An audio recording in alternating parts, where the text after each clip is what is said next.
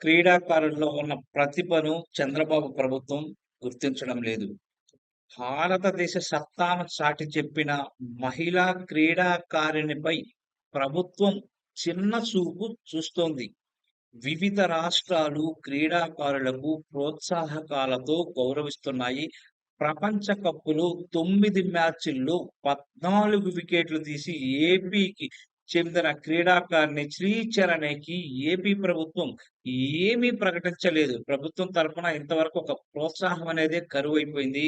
క్రీడాకారిణి రేణుకా సింగ్ ఠాకూర్‌కి ₹1,00,00,000 ప్రోత్సాహకం హిమాచల్ ప్రదేశ్ ప్రభుత్వం ఇచ్చింది. మధ్యప్రదేశ్‌కి చెందిన క్రాంతి గౌడ్‌కి ₹1,00,00,000 ఇచ్చింది ఆ ప్రభుత్వం. ఏపీ తరపున శ్రీచరణి ప్రతిభను కూటమి ప్రభుత్వం గుర్తించకపోవడం పట్ల క్రీడాభిమానులు ఆగ్రహం అయితే వ్యక్తం చేస్తున్నారు. భారత మహిళా కెప్టెన్ హర్మన్ ప్రీత్ కౌర్, ఆల్రౌండర్ అమన్‌జోత్ కౌర్‌లకు ₹11,00,000 చొప్పున పంజాబ్ క్రికెట్ అసోసియేషన్ ప్రోత్సాహకం ప్రకటించింది.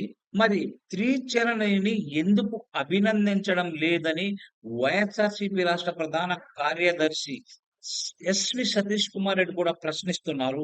ముంబైలో మహిళల క్రికెట్ వరల్డ్ కప్ చూడడానికి నారా లోకేష్ వెళ్లి వచ్చాడు. వారితో గతంలో నారా లోకేష్ మాట్లాడిన ఫోటోలు, వీడియోలు ముందు పెట్టి ఆయన ఇచ్చిన స్ఫూర్తితోనే వరల్డ్ కప్ గెలిచారని యెల్లో మీడియా తెగ ప్రచారం చేస్తోంది. ఇదే నిజమైతే కడప బిడ్డ నల్లపురెడ్డి శ్రీచరణి రెడ్డికి ఎందుకు ప్రోత్సాహకాలు ప్రకటించడం లేదు అని సతీష్ రెడ్డి నిలదీశారు.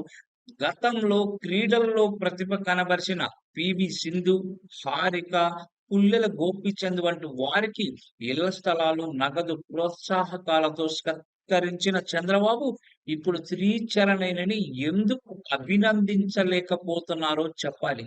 వారందరికీ ఒక న్యాయం, శ్రీచరణికి ఒక న్యాయమా?